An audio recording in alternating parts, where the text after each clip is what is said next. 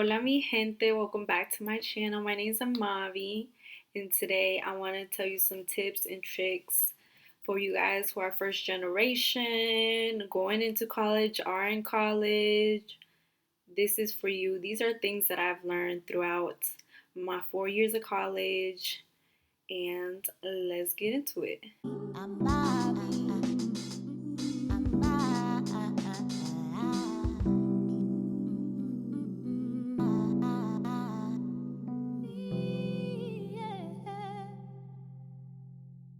Number one, being involved.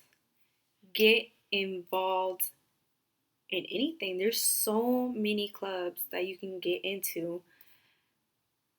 It could be intramural sports, it can be something that's related to your major. There is sororities, fraternities, Greek life that you can get into. So things that I'm in or involved in would be my sorority. I was in SGA for a time being. I'm in LSU, which is the Latinx Student Union, Avanzando. So these are things that I relate to. I'm a Latina. I want to be in this Latinx community. You don't even have to have an executive position, even though it does help to be in an executive position. I would also recommend getting involved in the community, volunteering, going to events, getting involved in a community or group that's in your city. Honestly, just get out there, meet new people. You never know who you're gonna meet, you never know what kind of connections you're gonna make. Number two, getting a mentor. A mentor is so helpful in your college experience just because if you have any questions, they would definitely be the person to go to. They can help you in your career, they can help you get a job. These people are dope. I am fortunate to have three mentors. I'm in a club, in an organization that helped me get a mentor. So they actually gave me two mentors, and then through my job, I was able to get another mentor. So maybe looking into something that could help you get a mentor. If not, asking people to be your mentor would be another option. People, it doesn't even have to be that like specific. You can go to a professor and be like, hey, do you think you can be my mentor and advisor? If you get involved, then you can probably ask the advisor in the organization, or anybody that you look up to can be your mentor. Just making sure you have a mentor, and then keeping that relations with them. Number three, knowing your resources.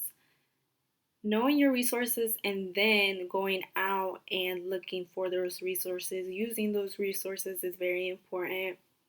In my college, we have massage chairs, we have like 8 therapy sessions that we get per semester, the gym, any of that sort, things that you wouldn't know about because sometimes they don't tell you and you have to go out and know about the resources. So if you don't know where to start, I would recommend asking your professors what are the resources on campus, to looking up on the college website and calling the student involvement or the people who are in charge of student involvement, asking them, hey, what resources are there?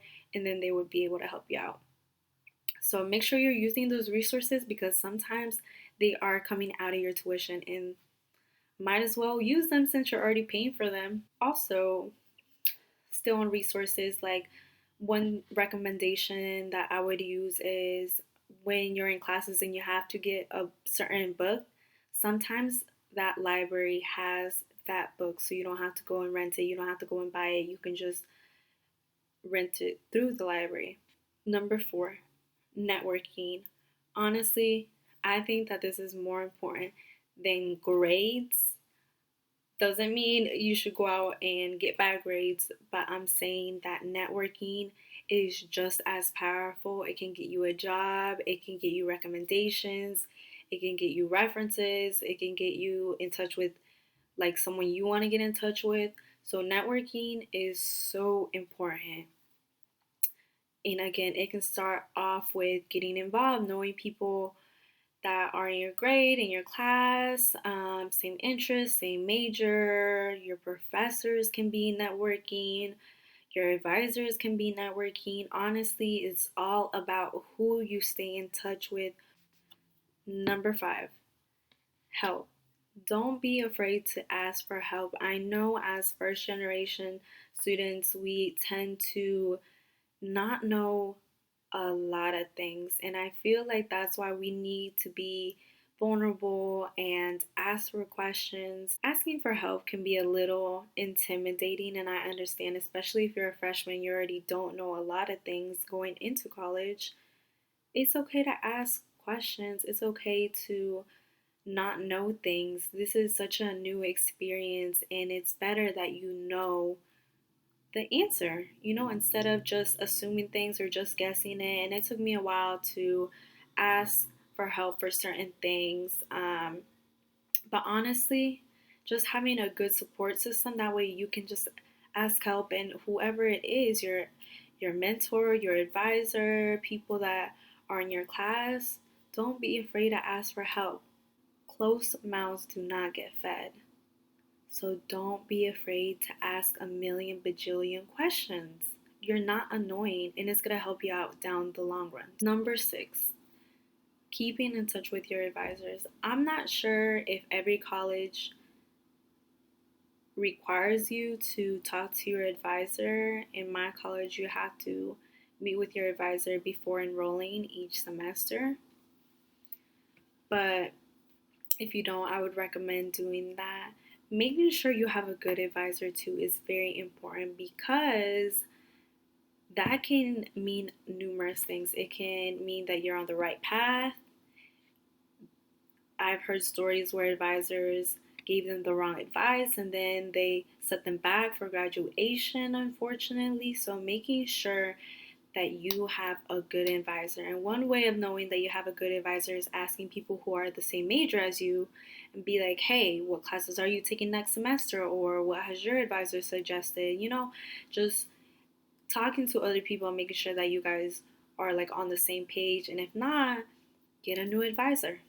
Number seven, food stamps.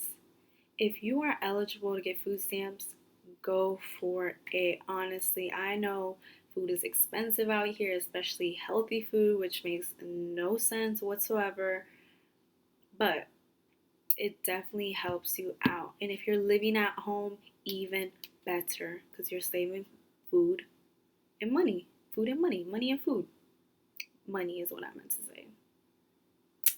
Anyways, if you're not eligible for food stamps, I would definitely recommend looking into food pantries at your university if they have food pantries or any type of food assistance that they can help you with.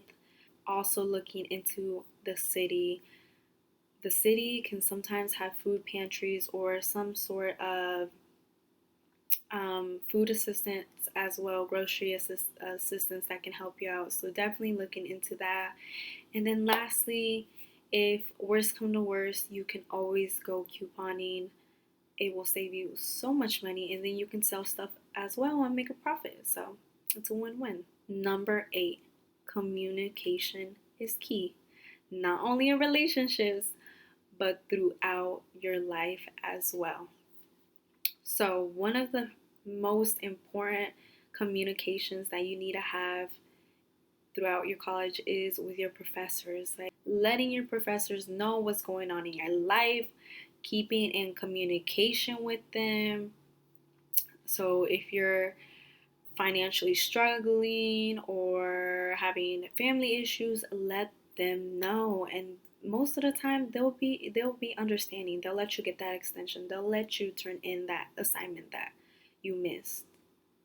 My junior year, I was struggling with depression and I was going to see a therapist.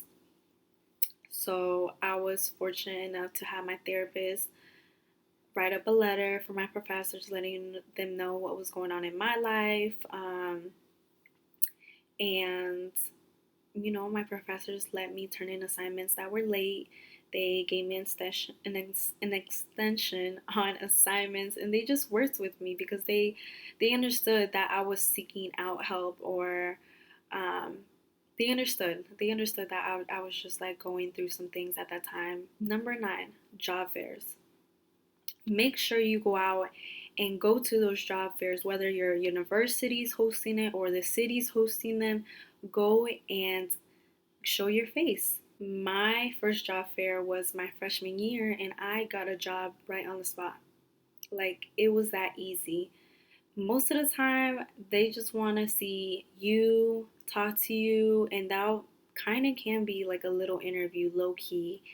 And then they get like a sense of who you are, how you talk, how you present yourself. This is a first impression. So, going into a job fair, definitely make sure you are prepared, well dressed. Have your resumes printed out, and you should be good. I may do a video like getting prepared for a job fair because I did not know how a job fair was set up. I've never been to a job fair, so now I've been to numerous. I know how to prepare for one. Either than that, you can also get an internship. Like, maybe they are looking for employers, but you could always ask, "Hey, do you have any internships at this place, or in the summertime?" Or just asking questions, taking risks. Number 10, promote yourself.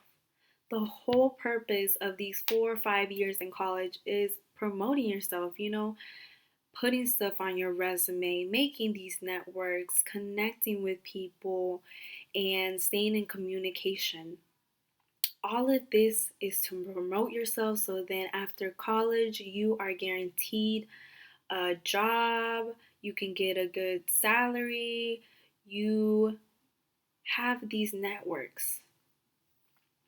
So, in addition to all of what I've mentioned before, also promoting yourself online on social media. So, LinkedIn is definitely one of those professional sites that I would highly recommend getting on, and posting as much as possible. It's free, and I definitely recommend getting a professional headshot if possible, looking as professional as possible in it, because people do look at it. People do look at your profile.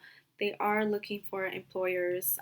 So promoting yourself on there, being a little more modest in your socials, just because there can be jobs in the future who are going to want to look at your Twitter, are going to want to look at your Instagram. So being a little more cautious in that aspect, and always put your best foot forward, being yourself. That also includes being yourself, because you don't want to be someone fake. I mean, I know, I understand like the code switch, but also keeping a little bit of yourself in there, because you don't want to be fake, if that makes sense.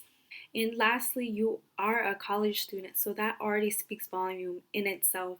And then using your story as a first generation student is so powerful, because people understand that it is 10 times harder being a college student who's a first generation, because there are so much more barriers to it.